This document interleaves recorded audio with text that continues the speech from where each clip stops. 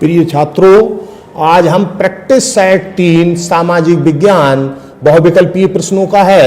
UP board 2026 की परीक्षा के लिए बहुत ही महत्वपूर्ण प्रश्न है और ये इंपॉर्टेंट प्रश्न है। इन सभी प्रश्नों को आप ध्यान से पढ़ लें जिससे कि आप पूर्ण लाभ प्राप्त कर सकें। पहला प्रश्न है, अंतरराष्ट्रीय पृथ्वी शिखर सम्मेलन कब हुआ?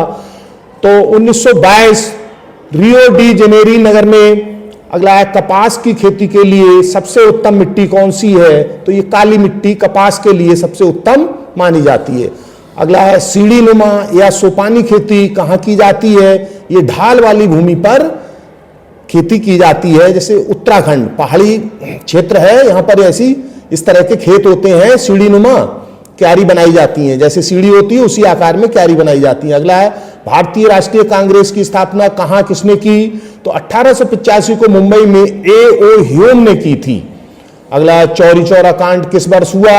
1922 में। अगला प्रश्न है, स्वराज मेरा जन्म सिद्ध अधिकार है, मैं इसे लेकर रहूंगा। ये कथन किसका है? बाल गंगाधर तिलक का है। अगला प्रश्न है, आनंद मठ उपन्यास के लेखक कौन थे? तो आनंद मठ उपन्यास के लेखक बंकिम चंद्र चटर्जी थे।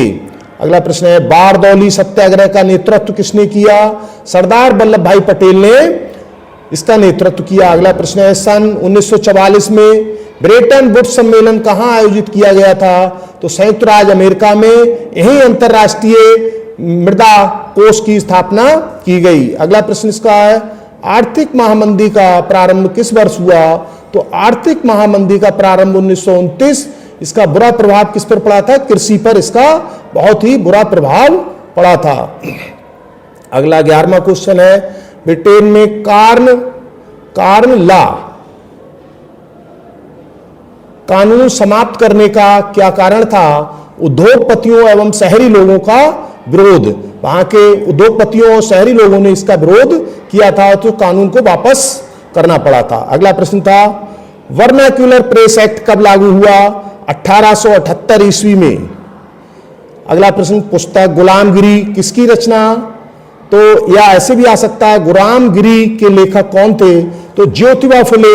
ये जाति व्यवस्था से संबंधित पुस्तक थी जो 1872 में आई थी। अगला प्रश्न है, फ्रांस की क्रांति कब हुई? 1789 में। ये राष्ट्रवाद की प्रथम अभिव्यक्ति का परिणाम थी 1789। ध्यान रखना, बहुत ही इंपॉर्टेंट प्रश्न है, बार बार परीक्षा में ये पूछा जाता है। अगला प्रश्न है, सरदार सरोवर बांध किस नदी पर है? सरदार सरोवर बांध नर्मदा नदी पर बना हुआ है, गुजरात में। अगला प्रश्न है, भारत में हरित क्रांति का सूत्रपात कौन से दशक में हुआ? तो ये 7वें दशक में हुआ, 1966 और 67 में। और इसका जो है कृषि क्षेत्र में गेहूं की उपज से इसका संबंध था, उसकी उत्पादन बढ़ाने के लिए इसका प्रयोग किया गया था। अगला प्रश्न है, रबी की फसलों के नाम? तो गेहूं, जौ, चना, मटर, सरसों, ये सब क्या है? रबी की फसलें हैं। इनका समय बोने का होता है अक्टूबर से सितंबर के बीच बोई जाती हैं। प्रश्न ऐसे बना लेते हैं, 3 विकल्प दे दिए, गेहूं, धान, गन्ना, और एक दे दिया गेहूं। तो अब उसमें दे दिया रबी की फसल कौन सी है, तो आप उसमें देख लेंगे, गेहूं आ गया तो गेहूं है, जौ आ गया तो जौ है, चना, मटर, इनमें से कोई शब्द आ जाए तो समझो वही विकल्प सही है। तो इस तरह से हमने विकल्प ना बना के इनके डायरेक्ट आपको आंसर दिए हैं। आंसर से आपको पता लग जाएगा इसका कौन सा विकल्प ठीक है। अगला प्रश्न है, नकदी फसलें? गन्ना, कपास, चाय, आलू, कॉफी, सोयाबीन, ये सब क्या है? नकदी फसलें हैं। खरीफ की फसलें? मक्का, कपास, सोयाबीन, ये जून से जुलाई। अगला है, जायद की फसलें?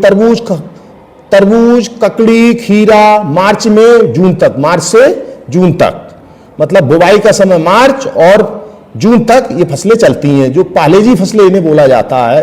अगला, फलीदार फसल? मटर, चना, दालें, सोयाबीन, मूंगफली फलीदार फसल हैं। तो इसमें लगभग 20-21 क्वेश्चन हैं और ये सारे प्रश्न आप तैयार कर लें। ये आपके बोर्ड परीक्षा में आने वाले प्रश्न हैं और इन्हें आप अच्छे से तैयार कर लेंगे तो आपका जो है पेपर ठीक से हो जाएगा। और इसके साथ 1, 2, 3 प्रैक्टिस सेट हमने करा दिए। ये सारे प्रैक्टिस सेट आप अच्छे से तैयार कर लें जिससे कि आप बोर्ड परीक्षा में अपना पेपर अच्छे से कर सकें, 20 में 20 क्वेश्चन करके आए। धन्यवाद। वीडियो लाइक करें, सब्सक्राइब करें चैनल को और शेयर करें। आज के लिए इतना ही।